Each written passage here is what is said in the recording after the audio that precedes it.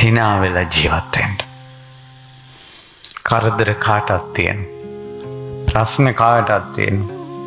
කරදර නැති ගෙවල් 10කින් අබමිටක් හොයාගන්නකෝ. ඔයාලට කරදර වැඩි නම් කරදර නැති ගෙවල් 10කින් අබමිටක් හොයාගෙන එන්නකෝ මාව මොන ගෙන්න බෙහෙතක් හදලා දෙන්න. කරදර නැති ජීවිත නැහැ. ඕවමත් මේ හිතා ඉන්න එපා. හිතන්න මම වයසට යන කෙනෙක්, ලෙඩ වෙන කෙනෙක්, මරණයටපත් වෙන කෙනෙක් කියලා. බුදුරජාණන් වහන්සේ වදාළ ඕම හිතුවොත් එයාට නිර්වාණ මාවත පෙනෙන්න ගන්නවා කියලා. හිතන්න ඕනනේ කරුණු තුනයි. මම ලෙඩ වෙන කෙනෙක්, වයසට යන කෙනෙක්, මැරෙන කෙනෙක්.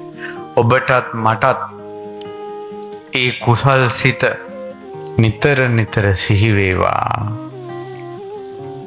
මේ හිස් ජීවිතේ, අනිත්‍ය ජීවිතේ, අනාත්ම ජීවිතේ, දුක් සහිත ජීවිතේ යථා ස්වභාවය අපිට අවබෝධ කරගන්න වාසනාව ලැබේවා.